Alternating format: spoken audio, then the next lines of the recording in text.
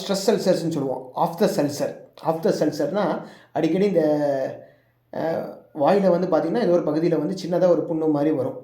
ஒரு சின்னதாக ஒரு வெள்ளை பகுதியும் அது சுற்றி வந்து ஒரு ரெட்னஸ் ஆஃப் ஏரியா, இன்ஃப்ளமேட்டரி ஏரியாவும் இருக்கும். அதுக்கு பேர் தான் ஆஃப் த செல்சர்னு சொல்லுவோம். அந்த ஆஃப் த செல்சர் பார்த்திங்கன்னா ஸ்ட்ரெஸ் அல்சர்னு ஒரு பேர் இருக்குது அதுக்கு.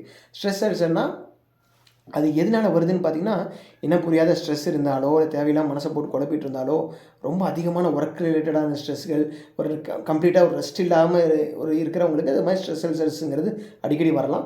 அது இல்லாமல் இன்னொரு காரணம் அதுக்கு மாதிரி வரக்கு என்னென்னா விட்டமின் குறைபாடு இருந்தாலும் அது மாதிரி ஸ்ட்ரெஸ் அல்சர்ஸ் வரலாம்.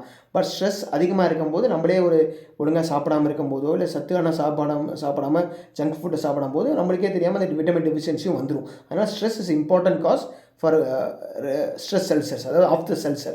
ஒருத்தங்களுக்கு அடிக்கடி ஆஃப் த செல்சர் வருது, அதாவது வாயில் புண்ணு வருது, மாத்திரை போட்டால் அப்போதைக்கு சரியாகுது, விட்டமின் சாப்பிட்டாலும் 1 மாதம் சரியாகுது, திருப்பி 2-3 மாதத்தில் இன்னொரு டைம் வந்துடுது, ஒரு வருஷத்தில் 4-5 தடவை ஆஃப் த செல்சர் வந்துகிட்டே இருக்குதுன்னா கண்டிப்பாக உங்கள் மனசில் ஏதோ ஒரு காரணத்தினால என்விரான்மெண்டல் ஃபேக்டர்ஸாக இருக்கலாம், இல்லை ஒர்க் ரிலேட்டடான ஸ்ட்ரெஸ் இருக்கலாம், இல்லை பர்சனலாக ஏதோ ஒரு விஷயங்கள் இருக்கலாம், தனிப்பட்ட விஷயத்தில் ஏதோ ஒன்று இருக்கலாம், இல்லை சம்டைம்ஸ் சப்ஸ்டன்ஸ், அதாவது போதைப்பொருள் யூஸ் பண்ணுற விஷயத்தினால ஏதோ ஒரு காரணத்தினால ஸ்ட்ரெஸ் ஆகி மனசு அழுத்தத்தை ஓவர் கம் பண்ண முடியாமல் அதை தடுமாறும் போது இது மாதிரி ஸ்ட்ரெஸ் அல்சர்ஸுங்கிற